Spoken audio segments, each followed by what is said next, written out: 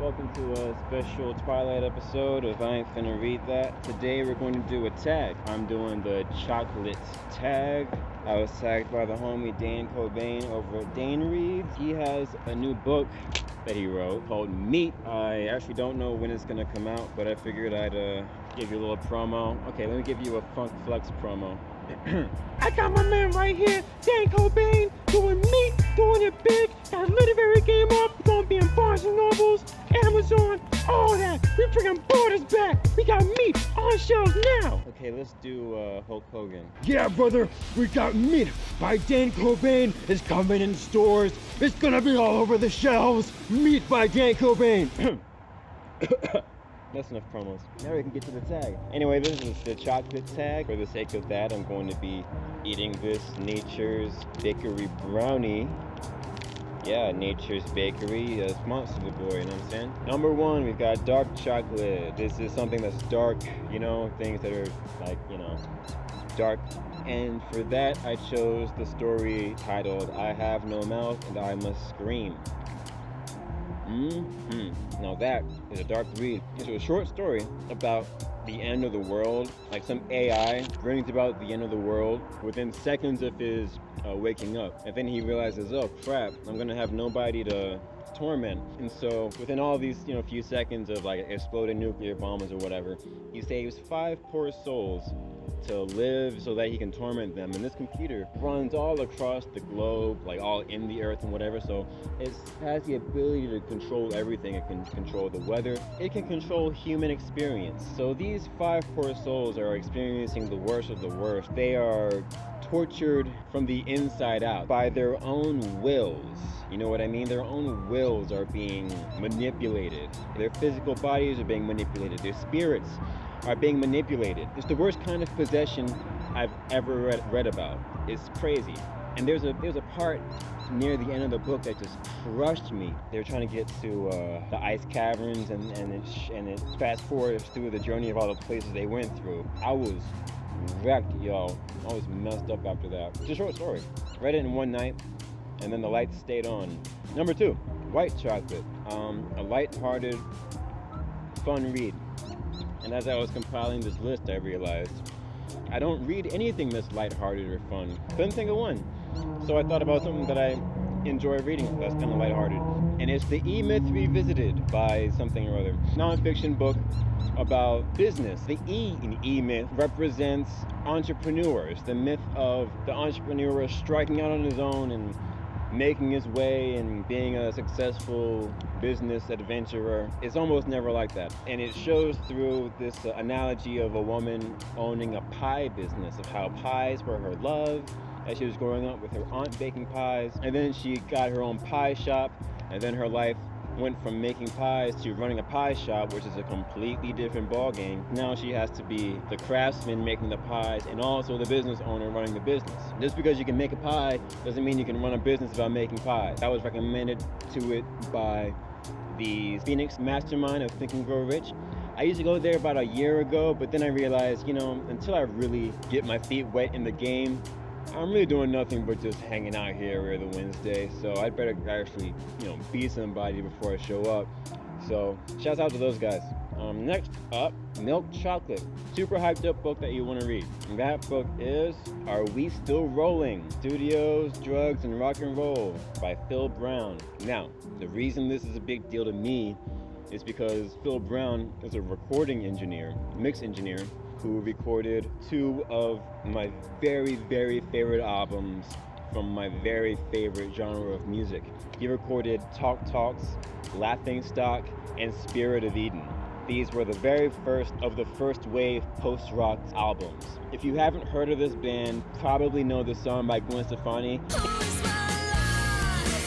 That song was originally a Talk Talk song when they were a synthwave band following Duran Duran and all them. But in the middle of their success, they were thinking like, yo, we don't really want to be a synthwave band. We want to do something else.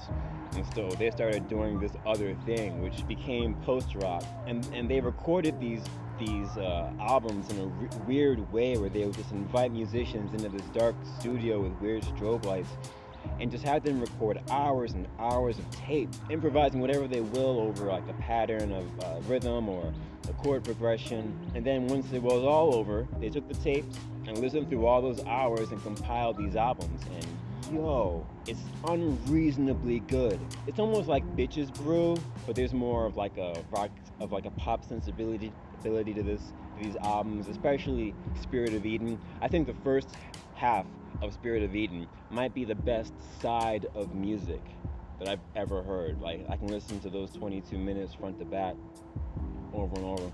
So this book, it has his take on that recording process. I need to know that. I need to read this book. I'm really all about it. Number 4, Chocolate with Caramel, a book that made you feel all gooey inside. Stoner. Seriously, like, I felt this sense of love, real love and sympathy for these people living lives of no consequence, just like anybody else. You can see my review on that if you haven't seen it. I'm pretty much crying through the whole thing. Number 5, Wafer Free Kit Kat, a book that surprised you.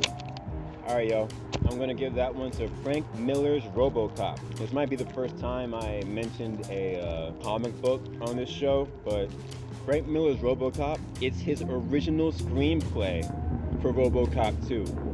Yeah, yo. And think about it, the first Robocop originally was rated X because there's so many crazy things that he was trying to do that just wouldn't fly. So they had to cut a lot from the original script to get to an R rating. So for Robocop 2, the very first part of the book is like people kidnapping children to sell in the black market. Like you see kids in cages and some black guy looking like freaking Ving Rhames and Spider-Man. It's coming through like, why'd you get a black kid? You know they don't move.